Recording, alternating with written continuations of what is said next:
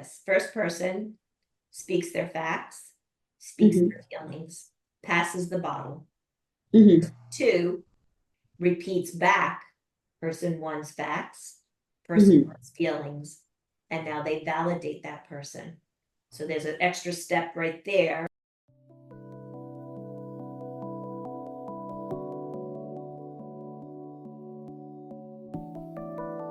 My name is Tyler. This is Karen, and this is the Narcissist Asking for a Friend podcast. Today, we're going to just share with you some things that we have learned that has been helpful with having those difficult conversations at times. With the narcissist in your life. And just remember, we're always going from a Christian perspective. So we're not trying to bash a narcissist. We understand that, they have had issues in their past and that has helped develop them into where they are today. And also, we just want to also help you heal and help you to move forward and to move on in your life so that you aren't being depleted and, as far as emotionally and mentally, just losing everything in regards to how you feel about yourself in these relationships. So we want to help you. So just make sure you chime in and remember, put your discussions as far as comments in the chat. And Karen, I know you have something great for us today. So I'm so excited to hear what you have. Is that even a thing to have a conversation with a narcissist? I thought it was just a one-way thing where they just talk at you and tell you everything that you're doing wrong and how horrible you are. So how does that work with having a conversation if you actually wanted to have one? Yeah, oftentimes with a narcissist, it is hard to have a conversation. Oftentimes it's a one-sided lecture or a one-sided rage, and you just got to sit there and listen and behave. And so it's not an easy thing to have to deal with a narcissist in that way. So we're going to try to help you maybe come up with some ideas of how it might work. And I know I've worked actually with couples before where one was a narcissist. And because of their inability to empathize, the key part in what I'm going to teach you, I call it the Maldonado bottle talk method, because it's a step-by-step method that the couple kind of holds a piece of paper with the steps in front of them. They have rules that they have to follow. It's hard for the narcissist, but it's not impossible, and some have been successful. So it's worth a try.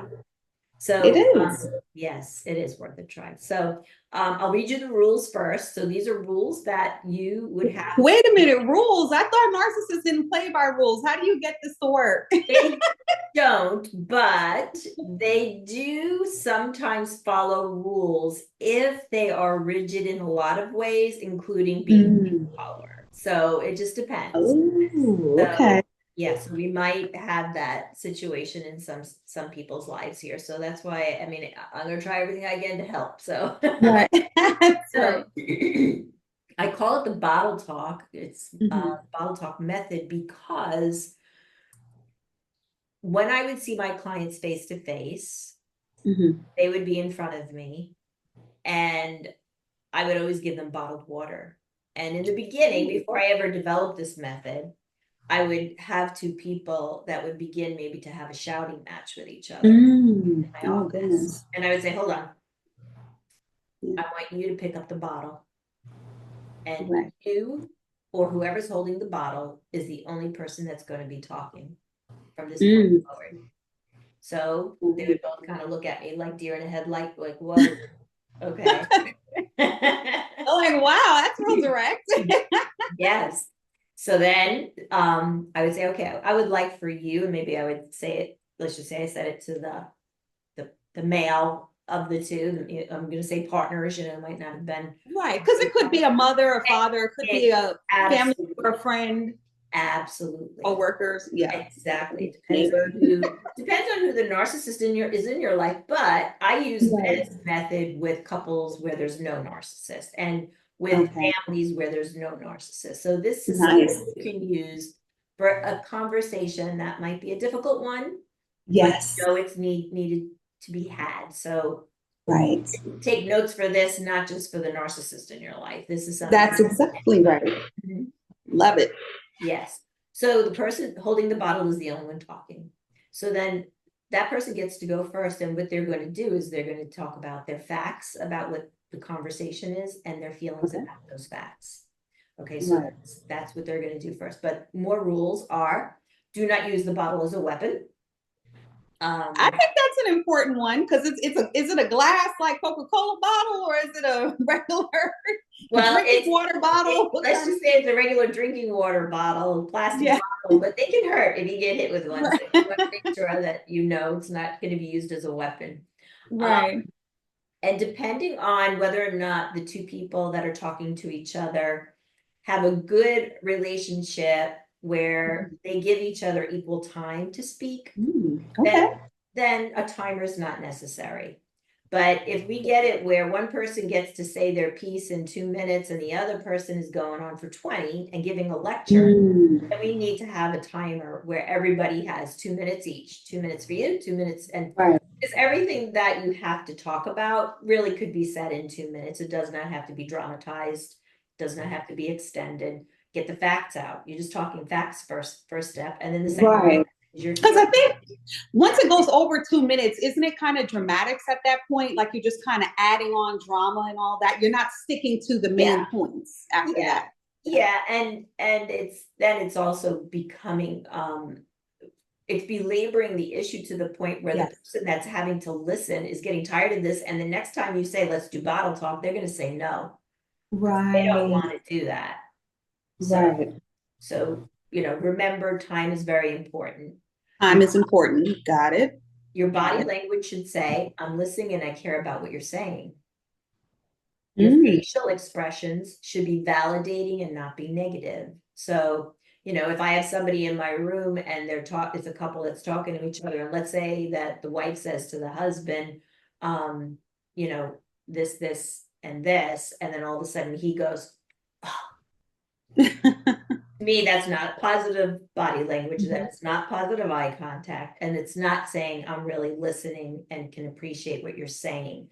Now, remember, Right. you're not going to agree with everything the other person says, but you can Right. still validate them because this is their reality and this is what they are trying to express to you that they're feeling. So you Hmm. listen to it. Now, if you're talking to a narcissist, they may have very ridiculous feelings about something, but you can still Right. listen to them and you can still find something about it to validate, even if Mm. you do not agree. So Right. key is validation. It may be hard for the narcissist to validate what you have to say because remember, Right. narcissists have very low empathy. Right. So, That's right. mhm. So you should not raise your voice or speak in a dishonoring manner. So you're not going to call Mhm. the other person names, Right. yell at them, and you're going to speak in an honoring manner. And crying, I say, is okay because sometimes that's just a healthy expression of feelings. So when you Want to say have cry, you control. mean Mhm. like crying, like you're trying to get your point across, and maybe the topic matter becomes a little emotional. Exactly. You might get sad because you have strong feelings about what just happened. And Hmm. that person that you've been trying to have this conversation with doesn't see your point. And Mm. so now you're finally getting that moment where you can share because they've not even tried to listen. And so now Right. you're forced to listen. And so those feelings are finally having a chance to kind of break free and Right. they're having to hear it. So again, the steps though, there's actually 8 steps. So it's 2 steps for the Okay. first person, 3 steps for the second, I'm sorry, 4 steps for the second person. Oh wow. And then it goes back to 2 steps for the first person. Now, do you have a order in how they're supposed to go? How do you determine who goes first and then who's the second person? Okay, so it's kind of simple. It goes like this. First person speaks their facts, speaks Hmm. their feelings, passes the bottle.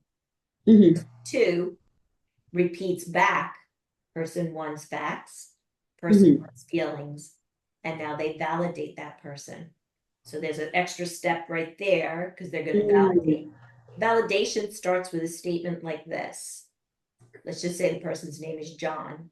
Right. John, I can understand that you would feel that way because, And knowing John has had maybe certain things in his upbringing that gives him a certain perspective on life. Right. I can see that from John's perspective, he would have those feelings. So you're validating his feelings, whatever they might be. Right. Um, Okay. it could be something very simple that you don't even have to go back in time, but I understand that it would make you feel that way because I didn't say something very nice to you. It was disrespectful, and I didn't mean to say that. That could be how you would validate the person. Wow. And Okay. then That's good. and then the fourth step for that person now is to have their own facts and feelings spoken. So Mm. they get a chance to actually verbalize their facts and feelings. So Wow. say, this is what I saw, this is what I felt about our disagreement or what happened. And it made me feel, or it made me feel confused, or it made it, you can actually pull off the internet feeling words. There's lots of feelings that we could have about something. And sometimes having a list like that can be very Mhm. helpful to help another person understand how they made us feel in a certain situation. And it doesn't even have to be an argument about something that happened. It could be two people talking about their finances together. Oh, that's a And tricky. right, Mhm. right. And so it's maybe even a touchy subject where both of them might even get anxious and then get angry because they're anxious about it or whatever. And so, being able to just have a conversation that's a difficult one sometimes, so they Mhm. don't get into an argument, this could Right. be helpful. And then once express their facts and their feelings, then they can pass the bottle back to the first person. And that Mhm. first person's turn now is to repeat back what they heard. I heard you say this Mhm. about the facts. I Okay. understand that it made you feel this, this, and this, and, Mhm. and now validation. And I could see that you would feel that way because, and then Mm. this can help a person that is a narcissist that's not used to trying to get themselves to try on the shoes of the other person. Right. Putting yourself in another person's shoes is not easy for a narcissist. And so this kind of forces them there. Sometimes the narcissist won't go there. I So, was yeah, I was just about to say that. Wouldn't they, if they're really a true, like narcissist, they may just refuse flat out to take yes. any accountability or acknowledgement. Right. And if that happens, then here is another thing I've tried. He won't go to counseling, or she won't go to counseling. Hmm. We've tried to have a relationship. I've tried to have a relationship with this parent. I've tried to have a relationship with this friend. No matter Right. what I try, there's no productive conversations that can be had. So Right. I have to know that about this relationship and to decide whether or not this is something that I can live with forever. And so is it Mm. something that I can continue to do? And so, like I said, we don't ever tell people to get divorced. Right. Some cases, if a person is that, you know, has so little empathy that there's never really a happy day for you, it may be Mm. necessary to have at least a temporary separation so that person goes and gets the help that they need to learn to gain some self-awareness. And that can't Right. come from you. You're not going to be the person to do it. So those are the steps. They're kind of simple. I would say write them down, play this, back again for yourself so that you can hear it again, write all of it down. See if it's something that you feel your partner is capable of doing. If you've been living with this person for a long time, then I've tried stuff like that. It never happens, never works.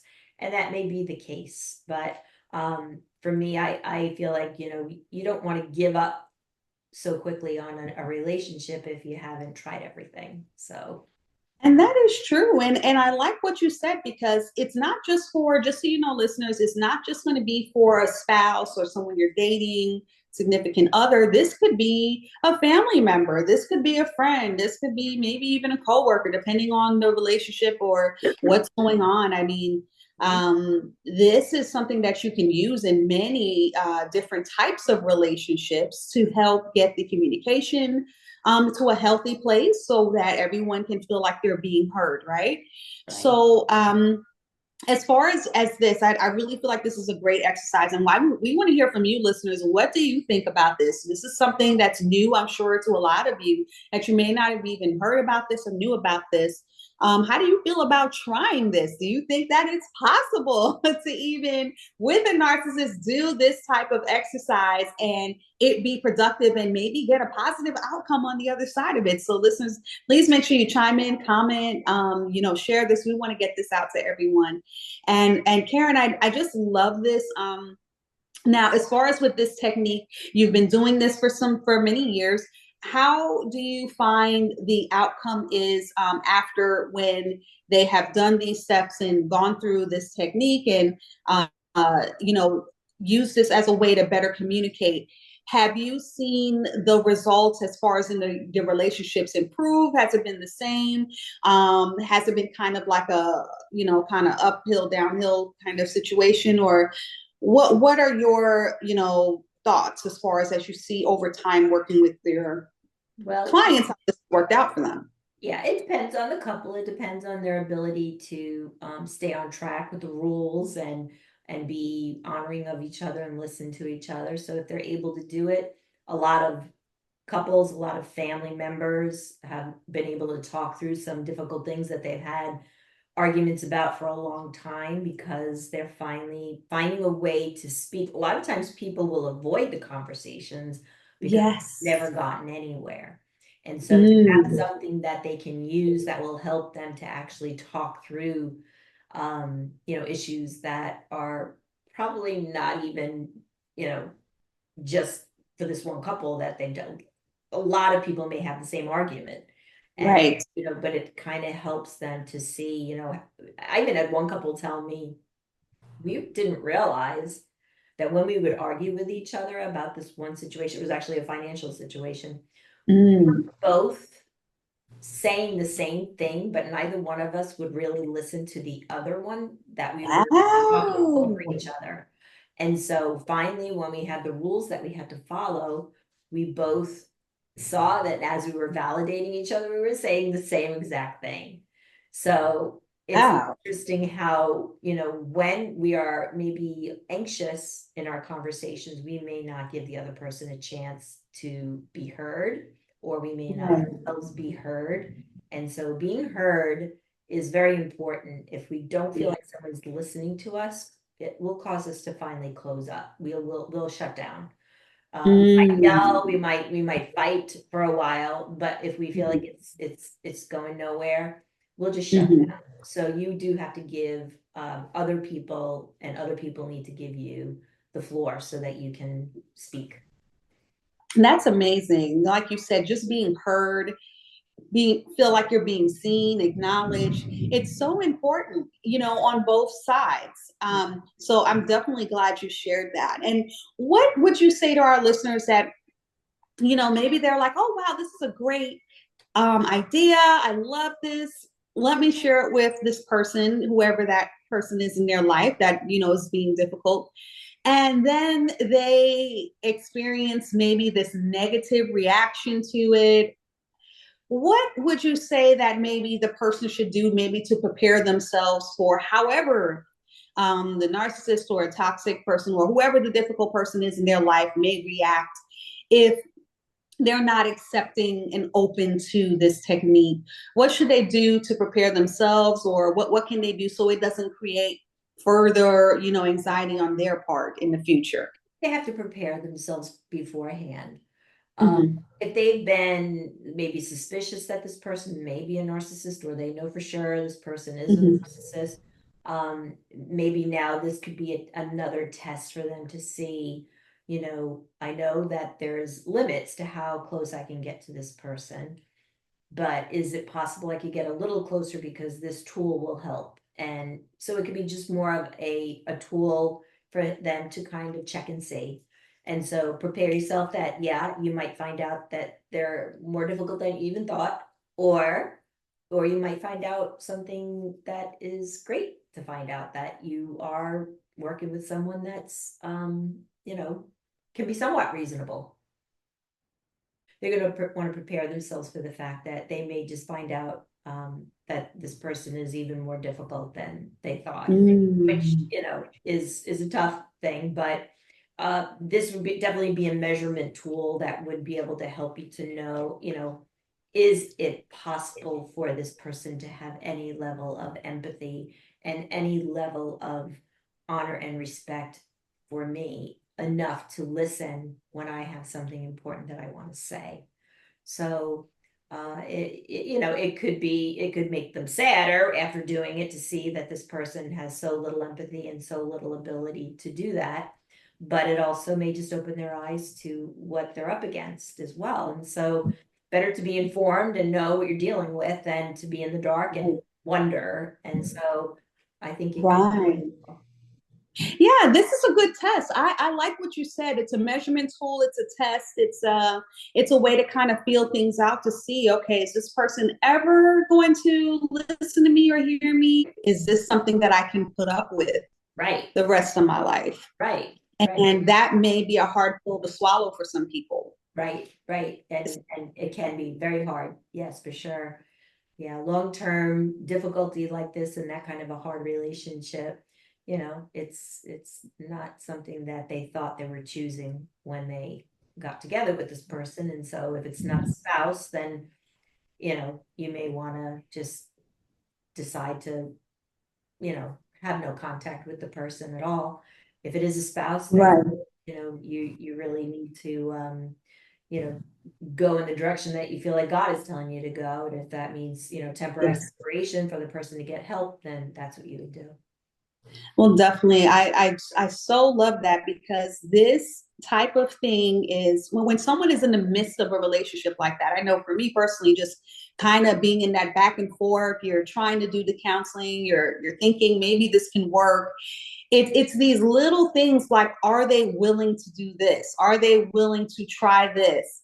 And that will help you to be able to make that informed decision, not doing it out of emotion or doing it out of spite or anything or reacting irrationally. You're making a clear, you're using something like this to help you really formulate an informed decision on what you're dealing with and how to proceed moving forward.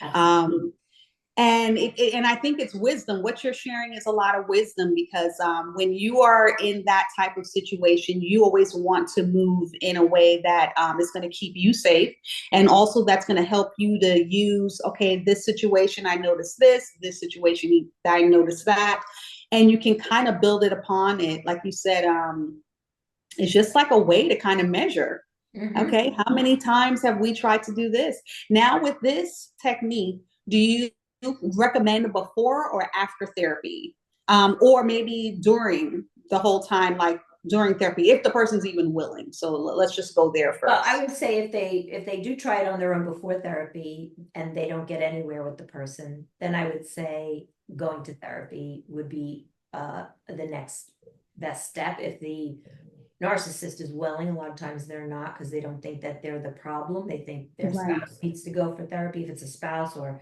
their child needs right, therapy or whatever. So yeah, it would be dependent on the situation, each one, but trying beforehand, yeah, great. If it doesn't work, try therapy. If it doesn't work, um going to therapy, they try therapy, but then they think that the therapist is crazy, they don't know what they're talking about. Because the narcissist always knows better than even the professional. right. Yeah, they So, know it all. They so do. then you've given it a try, and nothing has at that point worked. And so I don't think trying the bottle talk method after they've already tried it before therapy would make a difference, because they really don't want to change.